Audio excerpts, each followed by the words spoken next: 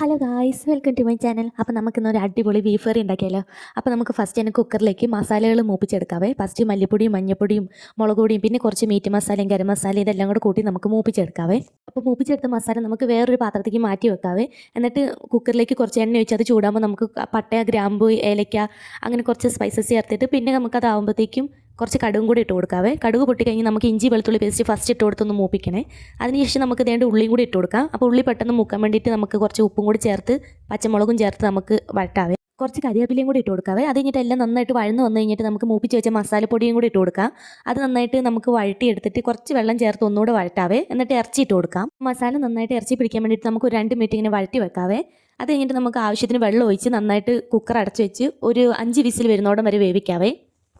അപ്പോൾ 5 വിസിൽ കഴിഞ്ഞിട്ട് ഇതേണ്ട കുക്കർ തുറന്ന് നോക്കി. അപ്പോൾ ഇറച്ചി വെന്തിട്ടുണ്ട് കേട്ടോ. അത് കഴിഞ്ഞ ശേഷം നമുക്ക് ഒന്നുകൂടെ തിളപ്പിക്കാൻ വെച്ചിട്ട് എരിവിന് ആവശ്യത്തിനുള്ള കുറച്ച് കുരുമുളക് പൊടിയും പിന്നെ കുറച്ച് മല്ലിച്ചപ്പും കൂടെ വെതറി കുറച്ച് വെളിച്ചെണ്ണയും കൂടെ നമുക്ക് മേലെ ഒഴിച്ചിട്ട് എടുക്കാവേ. അപ്പോൾ ഞാനിത് ഇതേണ്ട നെയ്ച്ചോറിൻ്റെ കൂടെയാണ് കൂട്ടുന്നത്. അപ്പോൾ നന്നായിട്ടുണ്ട് കേട്ടോ, ട്രൈ ചെയ്യണേ. അപ്പോൾ ഉണ്ടാക്കി നോക്കിയിട്ട് ഇഷ്ടപ്പെട്ട സബ്സ്ക്രൈബ് ചെയ്യണം, ലൈക്ക് ചെയ്യണം, പിന്നെ കമൻറ്റ് ഇടണേ. അപ്പോൾ നെക്സ്റ്റ് വീഡിയോ കാണാം. Bye guys.